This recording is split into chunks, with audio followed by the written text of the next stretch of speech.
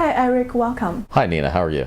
Many people are expecting a lot of distressed opportunities in China's property sector. Nina Xiang, who is the chairman of Hong Kong Properties, said that his company is building up their firepower in order to take advantage of China's distressed property opportunities. Is this something that you're also excited about? I think that there are going to be a lot of distressed situations in China, and I think it's going to be a very interesting market over the next 2-3 years. I think that the challenge, as always, in a distressed market or a market that is undergoing some pressure is the usual phrase that investors use is that they don't want to catch the falling knife. In other words, they don't want to invest just because it's gone down and then immediately lose more money. Usually in our firm, we're trying to back groups that are kind of up and coming. But these days in China, we're actually talking to a number of groups who are very, very well established. Because even the very biggest players are trying to figure out how to play this difficult market in China. And the interesting thing about the Chinese situation for real estate is that there have been a variety of forms of domestic capital that have been available to developers.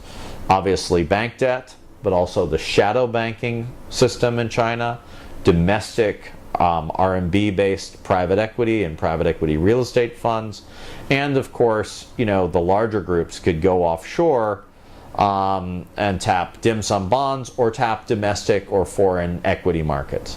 Now we've seen a situation in China where all of these different forms of capital are drying up at the same time.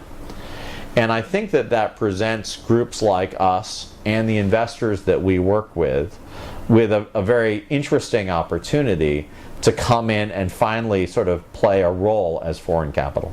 You've participated in the buyout of a distressed shareholder in a Chinese residential property project called Project Bibelows. Can you tell us a little bit more about how that deal worked? Sure. We were working with a developer who had a very good project, a single 3,900 unit residential project in southern China on the coast. He had been originally financed by a Southeast Asian group, but the Southeast Asian group got into some trouble in the aftermath of the global financial crisis, and he saw, the developer, an opportunity to buy them out. So what we did is we worked with this developer to raise some money for him, again, in a structured way, whereby he would put his equity beneath the investors. The investors would get paid off first. They would get certain minimum IRRs. And then once they were taken care of, they would share back some of the upside with this developer. And again, that's exactly what happened. How about some other industries in China? Where do you see attractive opportunities? I think a lot of investors and investment banks are coming to the conclusion that China has kind of a two-speed economy at this point.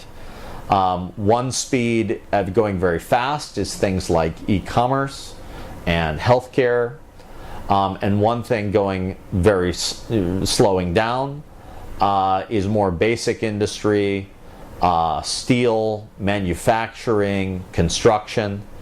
But again, we're a fairly contrarian firm. And we're looking at those areas where there's basic industry, construction, materials. We're seeing those businesses at very good values. Now in the steel industry is tremendously distressed in China. It's got tremendous overcapacity. The government desperately wants to consolidate this. But my view is that yes, steel is going to consolidate in China, and there's going to be quite a lot of pain. There's going to be some bankruptcies, there's going to be some non-performing loans, there's going to be some distress.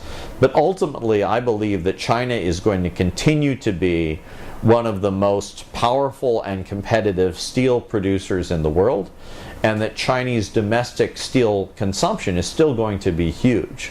So you might have to go through a 3 to 5 year cycle, but if you can find the groups that are going to be the winners and bring them capital resources and also good strategy, help them build their management teams, the usual things which are required in building a great business, you can get into that sector at such good valuation today, because nobody likes it, that I think that's a very interesting opportunity.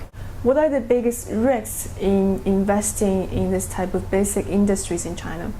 The biggest risk for a foreign group is just trying to understand what's happening with the local politics. It is a sector that has both some big private companies but also some huge SOEs.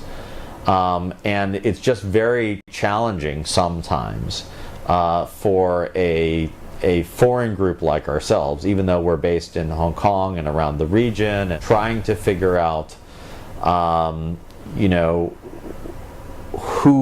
who the Chinese government wants to be the winners and who it wants to be the losers. Eric from EXS Capital, thank you so much for your time. Thank you so much, Nina.